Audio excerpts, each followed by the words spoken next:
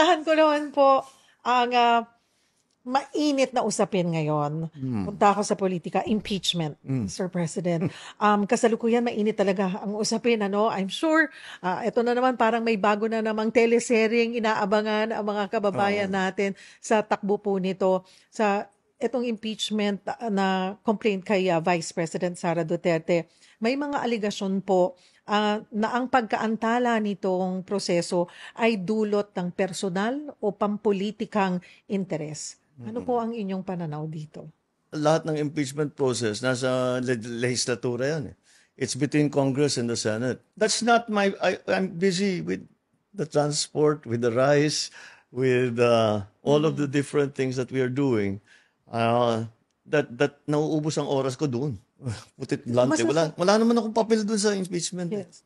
Sinasabi po kasi nila na kahit nasabihin na separation of powers, meron at merong say ang Pangulo sa magiging desisyon.